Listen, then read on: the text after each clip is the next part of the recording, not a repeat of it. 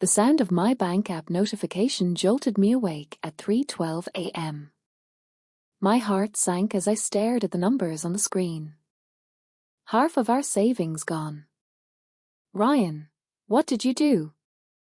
I whispered into the dark bedroom, but only silence answered. My name is Courtney Wells. I'm 40 years old, and for years I trusted my husband with every penny we had worked for, believing in our future, our home, and our family's security.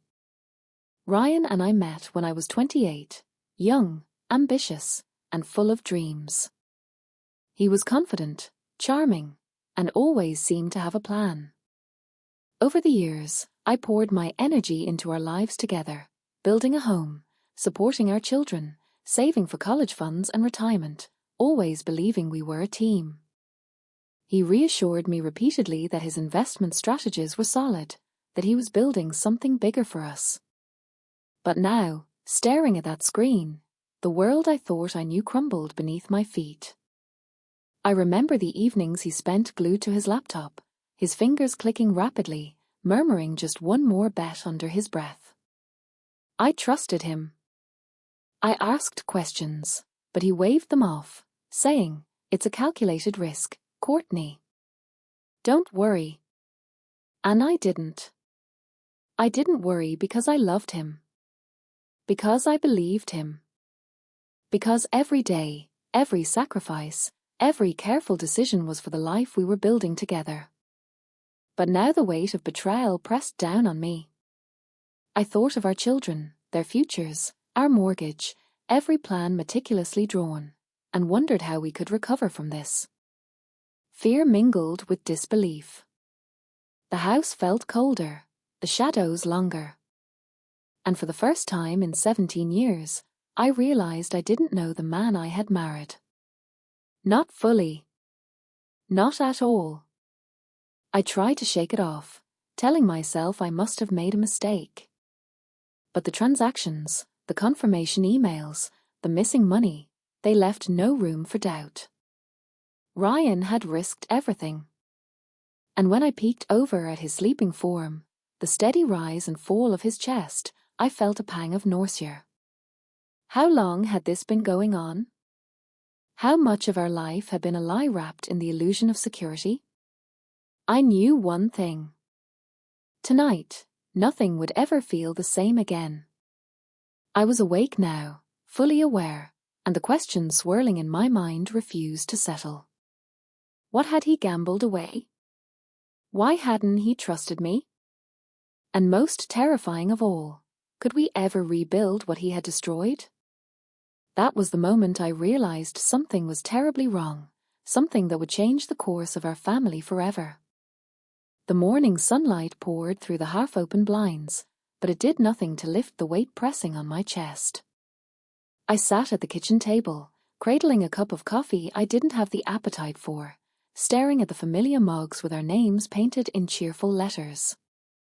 It should have been ordinary, breakfast chatter, the kids getting ready for school, the soft hum of the dishwasher, but nothing felt ordinary anymore. The number from last night replayed in my mind like a cruel mantra. Half of our life savings, gone. Ryan entered the kitchen, hair tousled, shirt untucked, holding a mug for himself. "Morning," he said, with that easy smile that usually made my heart lighten. But today, it only made me tense. I could feel it, that subtle distance, the careful way he avoided eye contact. I took a slow sip of my coffee, letting it burn my tongue in an attempt to feel anything real. "Ryan, we need to talk," I said cautiously, trying to keep my voice calm, steady. He frowned, tilting his head. "About what?" His question was casual, but his body language betrayed the tension I couldn't yet name. I remembered the little signs over the past months, how he would disappear into his office for hours, how bills seemed to come late or in strange combinations, how our discussions about money ended with him saying, "Trust me, I've got this handled." I had wanted so desperately to believe him, to feel safe, to trust the man I married. But now, after seeing the numbers, I questioned everything. Every conversation, every late night, every excuse. Were they part of a pattern I hadn't recognized? The kids ran past, backpacks bouncing, giggling about some school story I couldn't quite follow. I envied their innocence, their certainty that the world was fair and predictable. I wanted that for myself, for our family. But the gnawing pit in my stomach reminded me that fairness had left our home a long time ago. Ryan's hands gripped his mug tighter as he tried to meet my eyes, but I noticed the tremor in his fingers, a subtle tell I had never seen before. Was it nerves? Fear? Or was it guilt? I took a deep breath, forcing myself to speak. Ryan, you need to tell me the truth. All of it. The silence stretched between us, heavy and suffocating, filled with years of unspoken decisions and half-hidden secrets. And in that quiet, I realized that this was only the beginning. Whatever he had done with our money, whatever risk he had taken, it wasn't just a mistake, it was a choice. And choices like this had consequences that reached far beyond a missing number on a bank app. As he finally opened his mouth, I braced myself for whatever excuse, justification, or confession was about to come. But something in his eyes, something I hadn't noticed in years, made my stomach twist. This was bigger than I imagined. And for the first time, I wondered, had I really known the man I married at all?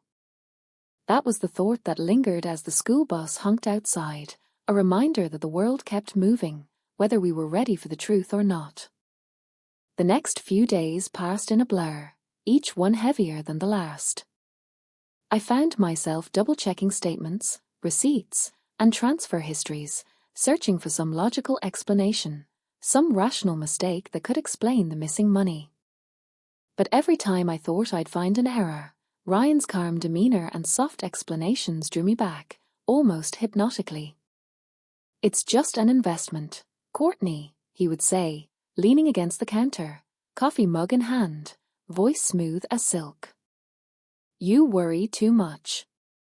Trust me, this will pay off. I wanted to trust him, so badly. I wanted to believe in the man I married, the partner I had built my life with, the father of my children. But the little things started to pile up, like crumbs leading me to a trail I didn't want to follow. The late-night calls he would take behind closed doors, hushed voices I couldn't quite catch. The way he avoided talking about the house renovations we were saving for, or the way he seemed irritated when I suggested budgeting our expenses more carefully. I remembered a conversation from last year, over a quiet dinner, when he had casually mentioned a riskier strategy with our finances. I had nodded along, laughing, not realizing that risk meant something far more personal than I could imagine. Even in our home, where I should have felt safe, I began to notice shadows. Papers slightly shifted on his desk, new credit statements tucked into drawers, a vague smell of smoke that I couldn't place. I asked him once, casually, did you burn something in the kitchen? He smiled and said, oh, just a candle. But the way he avoided my eyes made my stomach tighten. I started remembering small things that didn't fit, moments I had brushed off as stress or fatigue. That time he forgot to deposit a check. That time he laughed off a late fee on our account. I began to catch myself watching him more, observing his routines, the way he kept his phone always face down, the quick exits to his office when a call came. I didn't want to admit it, but a seed of suspicion had planted itself in my mind, growing quietly but relentlessly. Every day, the tension built, pressing against the walls of our kitchen, our living room, our lives. And yet, when I confronted him, asking even the smallest question, he would disarm me with that calm tone, the easy smile, the promise that everything was fine. I wanted to believe him. I needed to believe him. But deep down, a tiny, insistent voice whispered that something was off. That maybe trust wasn't enough. that maybe the life we had built together was not as secure as I thought. And in those quiet moments, sitting alone with my thoughts after the kids went to bed, I felt the creeping sense of dread, the feeling that the world I had believed in was beginning to tilt, that the ground beneath me might not be solid at all. Something was coming, something I couldn't yet name, and I knew that ignoring it would only make the fall harder. The first real crack appeared one Thursday evening. Ryan had promised to attend the parent-teacher conference with me, but instead he had a last-minute meeting at the office. I felt the familiar twinge of disappointment, but I pushed it aside, telling myself he was just busy. Later that night, I found him in the garage, staring at his laptop with an intensity I hadn't seen before. The glow from the screen reflected off his face, highlighting a strain in his eyes, the tension in his shoulders. He looked up briefly, smiled awkwardly, and muttered, "Just a little side project, nothing to worry about." But the laptop showed a website filled with flashing numbers, bets, and odds, a digital roulette spinning faster than my heart. I froze, a cold wave rushing through me. "Ryan, what is this?" My voice trembled. He avoided eye contact, fingers hovering over the keyboard like he was caught in a private ritual. It's just some investments, babe. Risk management," he said too quickly, almost defensive. But the pit in my stomach refused to lie. I remembered all the times he had brushed off questions about our savings, all the times he had made small excuses for missing bills or forgetting to deposit checks. The pattern was no longer invisible. It was here, in front of me, undeniable and terrifying. For hours, I sat there watching him, my mind spinning. I thought about the college fund, the mortgage, the vacation savings we had worked so hard to build. I thought about the nights I had stayed awake designing pitches, balancing spreadsheets, and planning for a future we were supposed to share. And now, half of it could be gone, gambled away in a haze he insisted was strategic. Anger flared, mixed with disbelief and betrayal. How could someone I trusted with every fiber of my being risk everything so recklessly? How could he hide it so well, even from me, the person he claimed was his partner? The next few days were a tension-filled dance. He tried to act normal, to assure me it was fine, that he had it under control. But I couldn't forget the numbers on the screen, the glowing chaos, the thrill in his eyes that had nothing to do with our life together. Conversations became tests, each word I spoke carefully measured to avoid his irritation. My intuition screamed that he was hiding more than just losses, that the addiction had roots deeper than I wanted to see. Yet, when I confronted him with small questions, he smiled, deflected, or changed the subject. Each evasive answer tightened the knot of suspicion in my chest. Evenings became tense, the air thick with unspoken worry. I caught myself double-checking bank statements, tracking his movements, listening to the faint clicks of his computer late at night. The life we had built together, the sense of stability, the trust, seemed to be fraying at the edges. And every time I thought I might confront him fully, fear held me back. I wasn't ready for the storm I could see brewing, but the first flashes of lightning had already struck. Something in our life was about to change irrevocably, and I could feel the calm before the storm slipping away. The following week, I started noticing patterns I hadn't before. Ryan's excuses became sharper, more defensive. He would work late without explanation, sometimes disappearing for hours, leaving me pacing the kitchen, listening to the quiet hum of the refrigerator as my mind raced. I remembered the time I had found a strange charge on our joint account, a withdrawal he said was a business expense. Now, it clicked. That withdrawal wasn't for suppliers or marketing. It was part of something darker, something I hadn't wanted to see. I decided to confront him, cautiously. "Ryan, I need to understand what's going on with our savings," I said one evening, trying to keep my voice steady. He looked up, a forced smile plastered on his face. "Everything's fine, Court. You worry too much." But the corner of his eye betrayed a flicker of something else: nervousness, guilt, a shadow I couldn't ignore.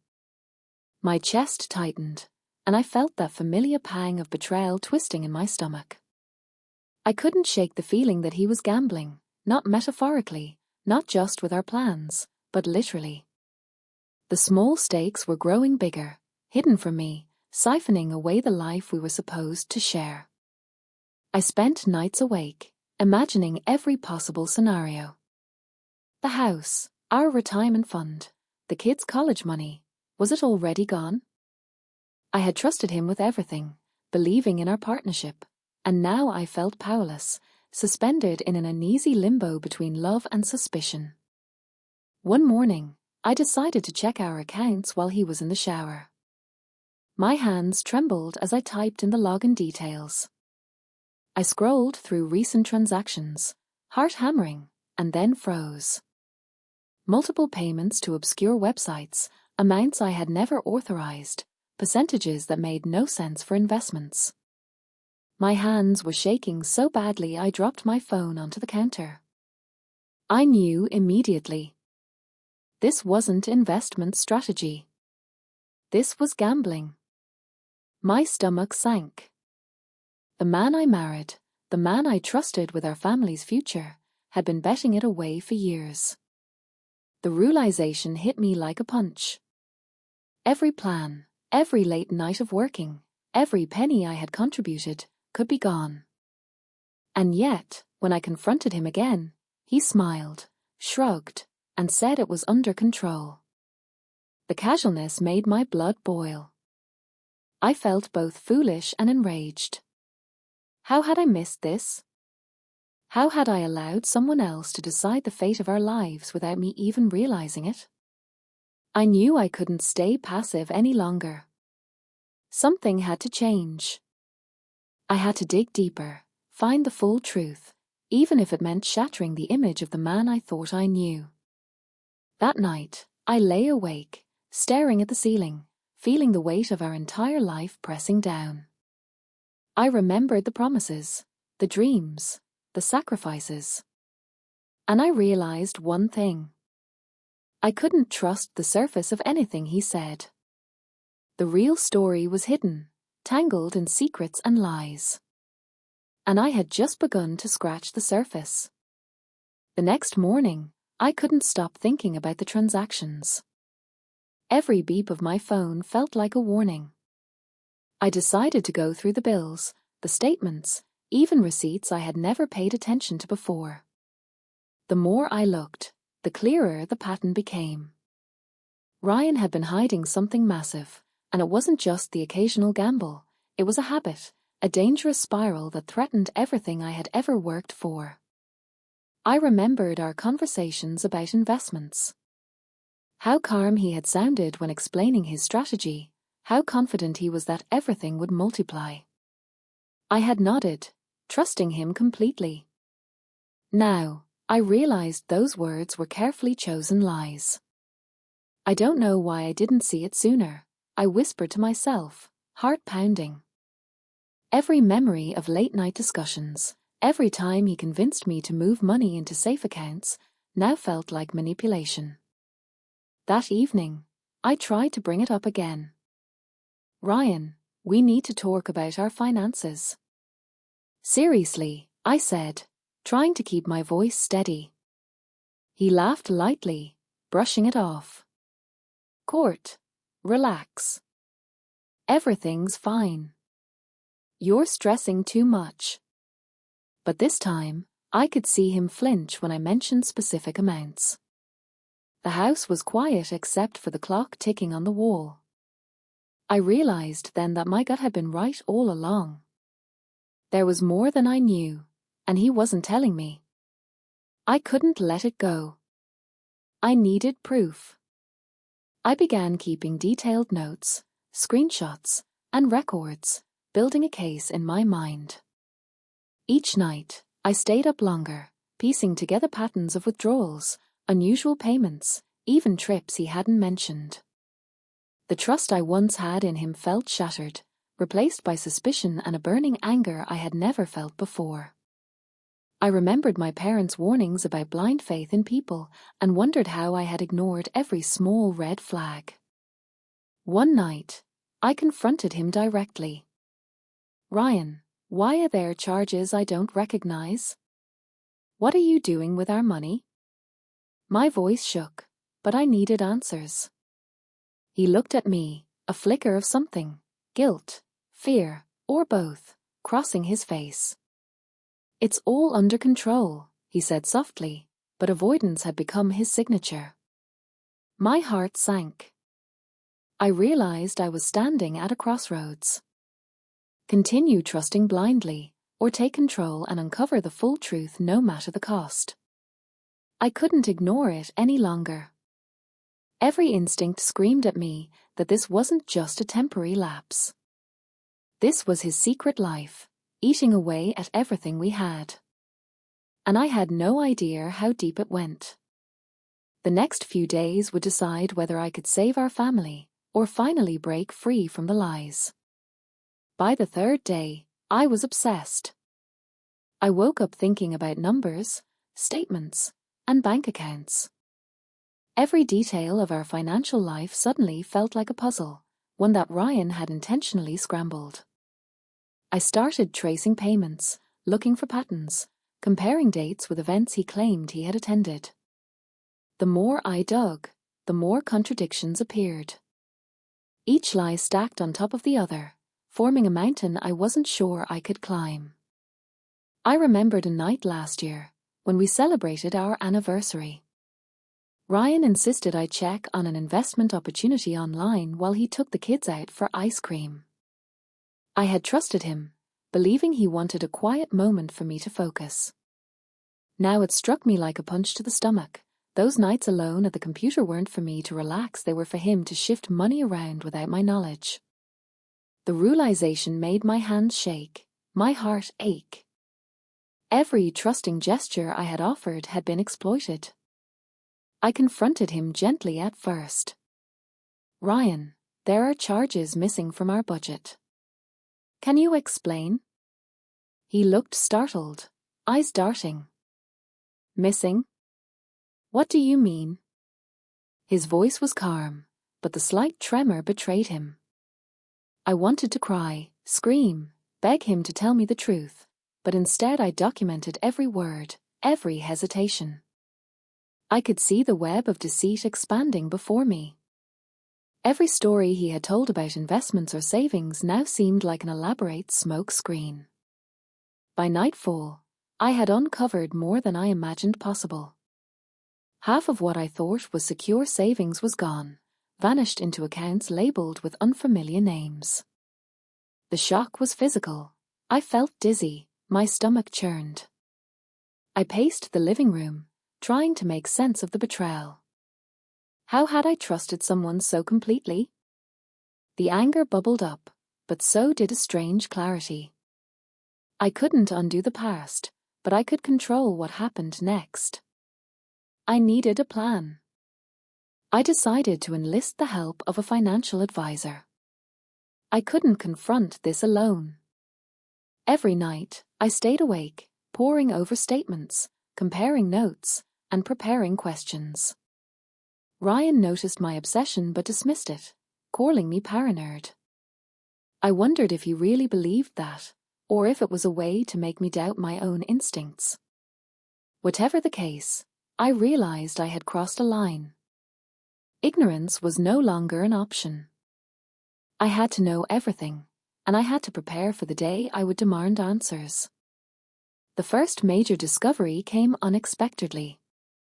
I was going through an old spreadsheet Ryan had accidentally left open on the kitchen laptop. My eyes widened as I scrolled through months of transactions. Payments labeled as investments were disappearing into accounts with names I had never heard before.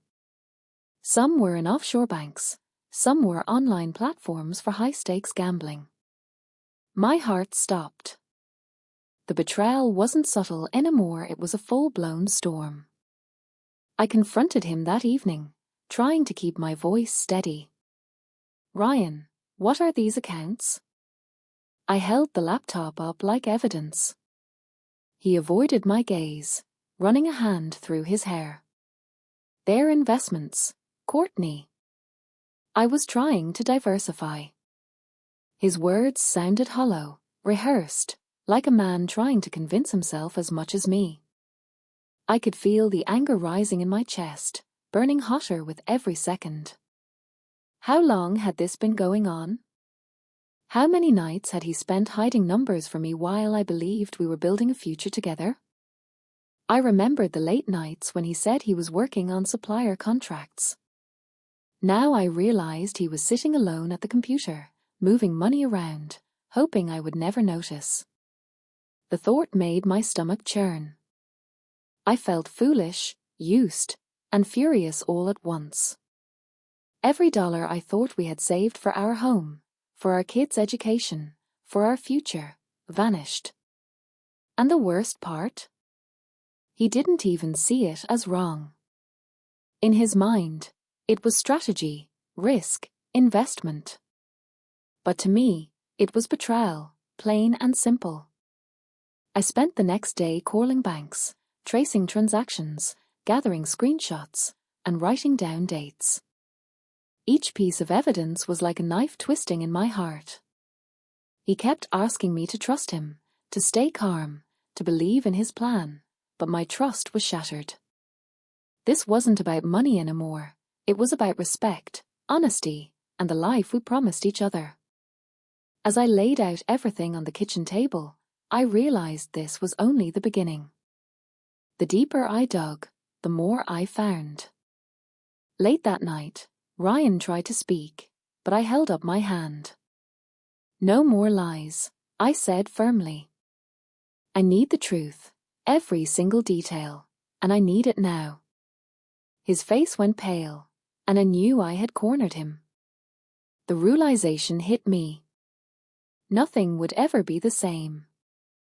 Our marriage, our trust, our future, everything hung by a thread. And yet, despite the anger, I felt a strange sense of empowerment. I was finally awake, finally aware, and I knew I had to follow this trail wherever it led. The next morning, I couldn't stop thinking about the accounts. Every time I closed my eyes, I saw numbers vanishing, my savings disappearing into unknown hands. I decided to dig even deeper.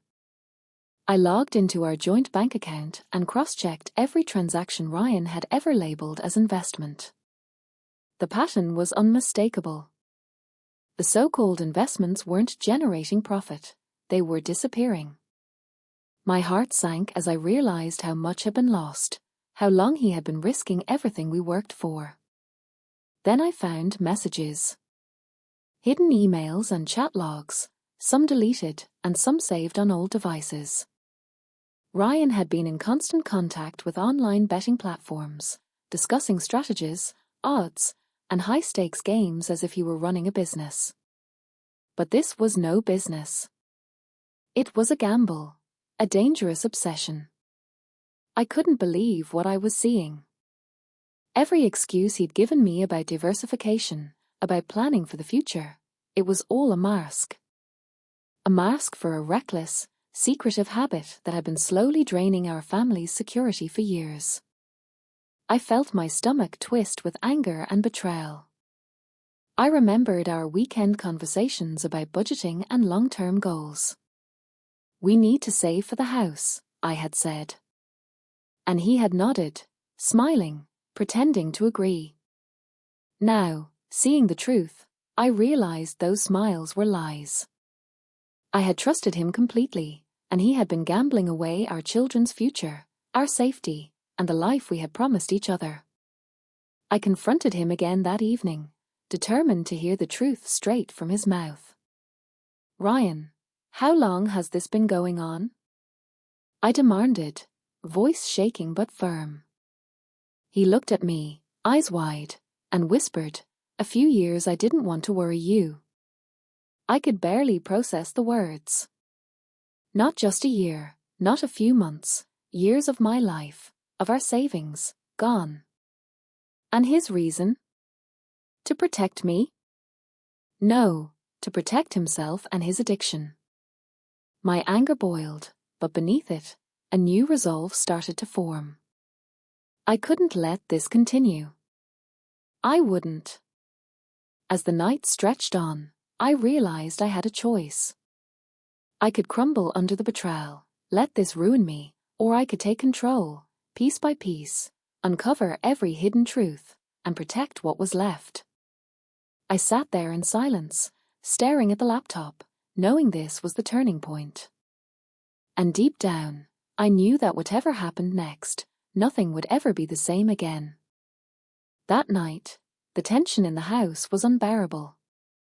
I couldn't sleep, pacing the living room, replaying every lie, every whispered excuse, every smile that had masked his obsession.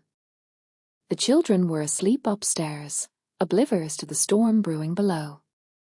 I knew I had to confront him one last time, not just for answers but to see if any shred of honesty remained in our marriage.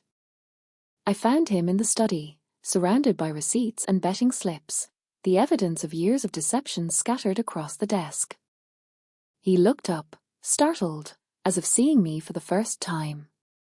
"Courtney, he started, but I cut him off, my voice shaking with fury and hurt. "I saw everything, Ryan. The accounts, the emails, the bets. How could you? How could you risk our family like this?" He looked away, silent. I could feel the weight of betrayal pressing down on me like a physical force. My hands trembled as I tried to steady my breathing. Were we ever a team, or was that just another story you told yourself? I asked, my voice barely above a whisper. His eyes met mine for a moment, and I saw regret, fear, and maybe shame, but no apology strong enough to undo the damage. Memories flashed through my mind, our early days of excitement building a life together, nights planning budgets and dreams, my careful savings, every sacrifice. And now, all of it had been gambled away in secrecy. The disbelief and humiliation were overwhelming. I felt smaller, exposed, manipulated. I realized I had been blind to the signs, excusing his behaviors, ignoring my instincts. But beneath the shock, a fierce clarity began to form. I would not be the victim. I would not let this destroy the future of my children or my sense of self. I demanded explanations, details, numbers, every transaction. He stammered, making feeble excuses, claiming some wins, some investment logic, but the pattern was clear. This was addiction, secrecy, and betrayal at its deepest level. Finally, I reached my breaking point. Tears streamed down my face as anger and fear collided. "I trusted you with everything," I said, voice trembling, "and you threw it all away." I turned and left the room, leaving him surrounded by the mess he had created. That night, I made a promise to myself. No more lies, no more excuses, no more shadows in our marriage. The path ahead would be hard, but I would reclaim control, piece by piece, and protect what was truly mine. The next morning, the house felt unbearably silent, as if the walls themselves were judging me. I couldn't look at Ryan without a burning mix of anger and heartbreak.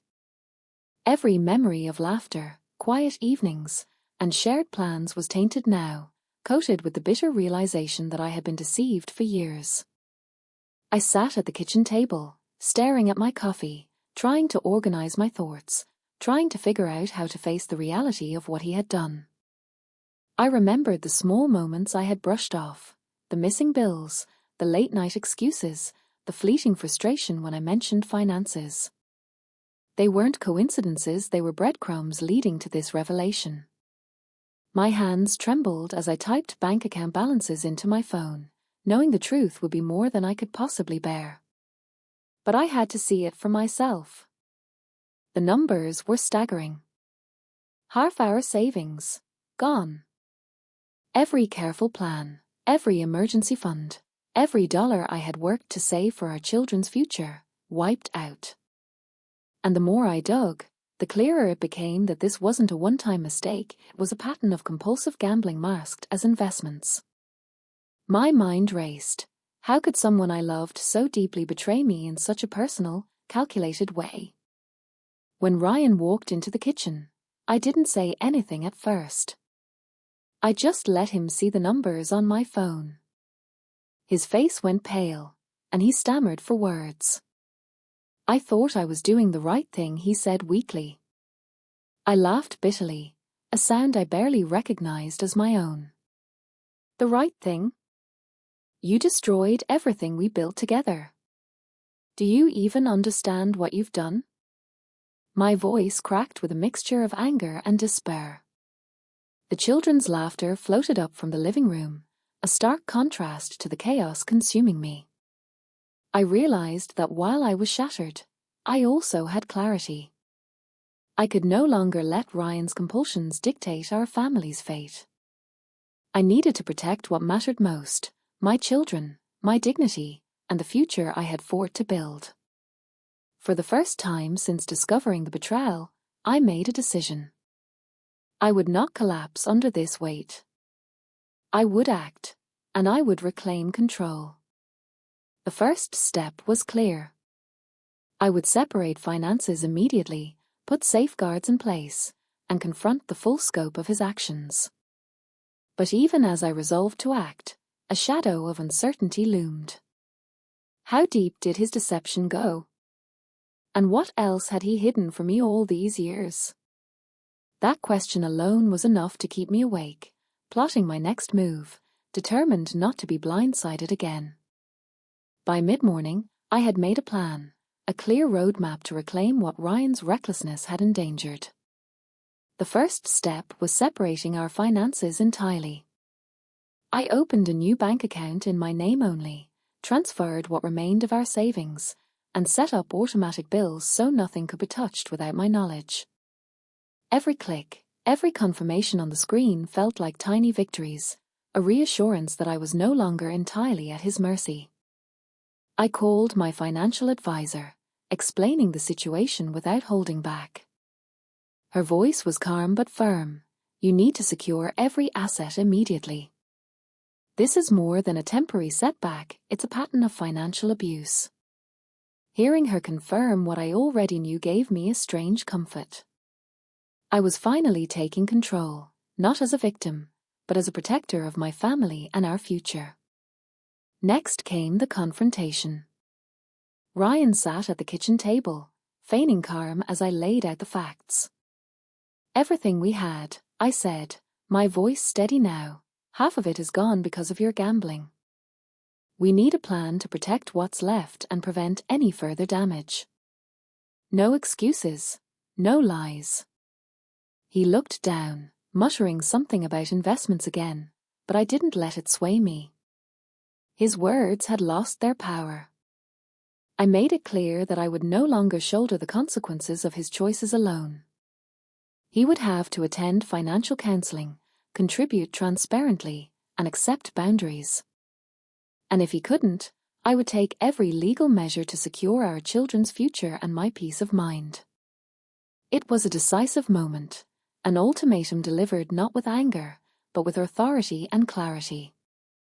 As I packed a small box of documents and valuables I wanted to secure personally, I felt the weight on my chest begin to lift. For the first time in weeks, I allowed myself to breathe, to imagine a life where my family wasn't held hostage by one person's compulsions. I didn't yet know the full extent of what I would face legally or emotionally, but I was ready. I was no longer paralyzed by shock, I was moving forward, step by deliberate step. That night, as I watched the children sleep, I realized something profound. Protecting them wasn't just about money, it was about reclaiming the security, trust, and stability they deserved. And as I closed the door on the day's chaos, I felt a spark of determination. Whatever challenges lay ahead, I was ready to face them, because for the first time, I was firmly in control of my life. The following weeks felt surreal, like stepping into a world I hadn't allowed myself to imagine before. The tension in the house was palpable, but I walked through it with a new awareness, a sharper sense of boundaries. Ryan tried to argue, to downplay his mistakes, but I no longer reacted with fear or guilt. I had learned that protecting my family meant standing firm, even when it was uncomfortable, even when it meant redefining what our marriage could be. I started documenting everything: financial records, conversations, evidence of his gambling patterns. Not out of spite, but to ensure our family's future was secure, to prove to myself that I wasn't overreacting or imagining things. Every page I organized was a small victory, a concrete step away from chaos and toward stability. I realized empowerment wasn't a dramatic explosion, it was consistent, steady action, done with intention and clarity. Spending time with my children became a sanctuary. Their laughter in the backyard, their small hands gripping mine, reminded me of why I fought so hard.